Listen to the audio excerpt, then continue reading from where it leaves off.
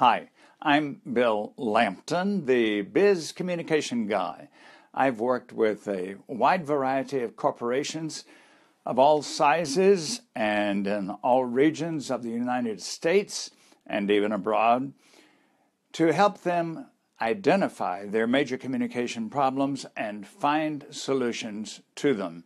I've worked with the Missouri Bar National Parks Association, Ritz-Carlton, Cancun, British Columbia Legal Management Association, and many others, and would be delighted to provide consulting and coaching for your company.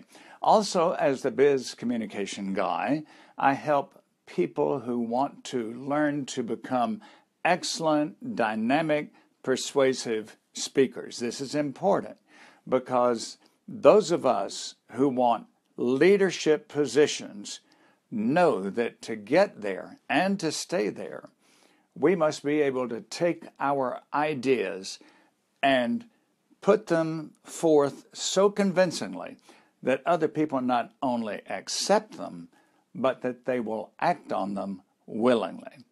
So I help people learn to speak confidently, convincingly, and clearly. The tip I want to give you today, my biz communication tip, since I'm the biz communication guy, the tip today has to do with the voicemail that you leave on your phone. It's just not very likely that every time someone tries to call you that you will be available. You might be talking with somebody else on the phone, you're in a meeting, you're traveling and can't get to your phone at that time. You've silenced your phone for a variety of reasons. People need to hear your voicemail.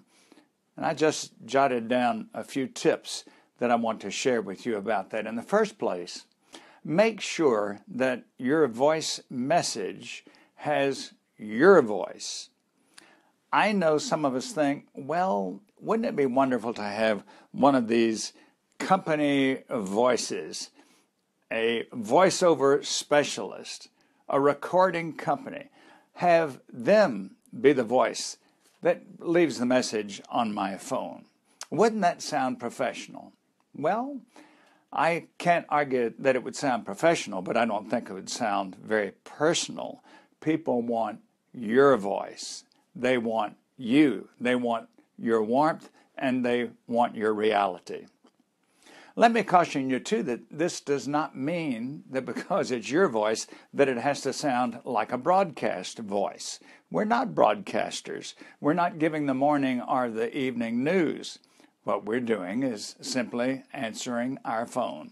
So it needs to be your voice, not a recorded voice from someone else, not a stilted broadcast voice.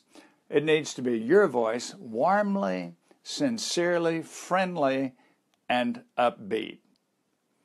And then I jotted down again that when you're doing your recording, make sure you don't have distracting noises. There are a lot of them we can think of: a barking dog, a crying baby, another phone that goes off, loud music. There are just all kinds of things that can be distracting. And if I've said loud music twice, maybe that's on purpose, because I call too many people where the voice message that they leave has some very raucous music that is distracting.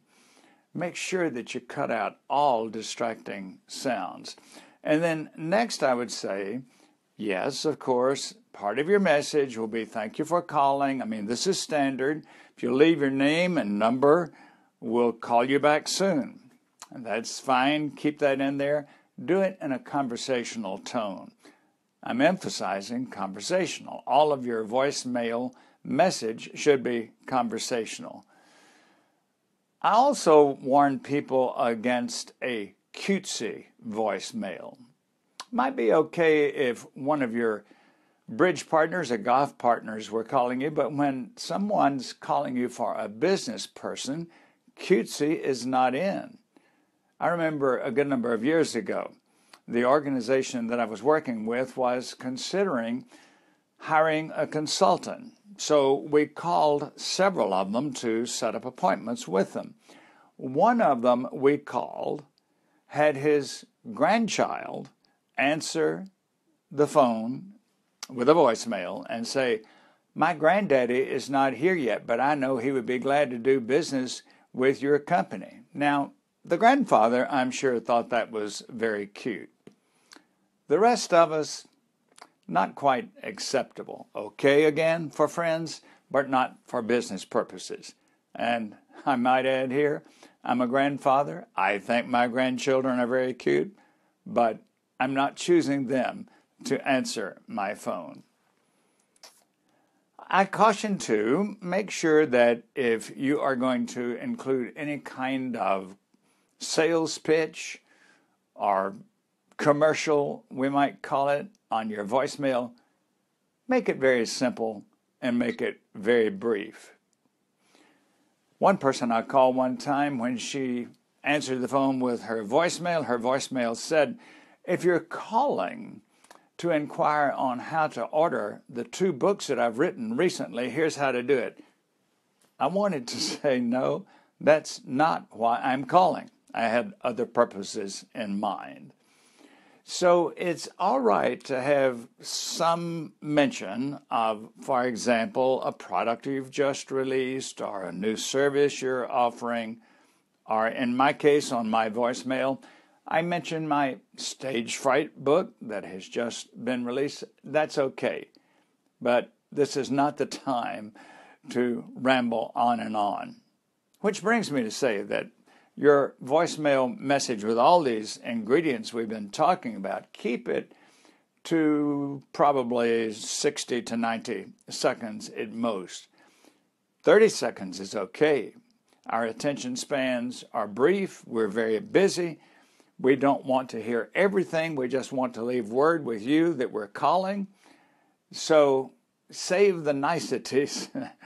Give us maybe a little taste, but save the rest of it for when we really do connect with you. And let's see.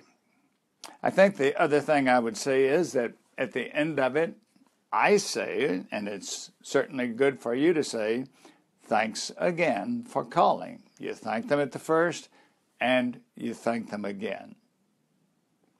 Speaking of thanking, I thank you for being with me for this tip. If you have any other tips that you would like to add, please do that in your comments. I would welcome any other tips about how to make the voicemail for your phone more effective. I invite you to visit my website, bizcommunicationguide.com, and also to give me a telephone call to describe your communication needs and problems and how I can help you address those. I've been in business full-time with Championship Communication since 1997. I know that I would be very pleased to talk with you about your communication challenges. Time to hit the old finish button. Wishing you a fine weekend. I'm Bill Lampton.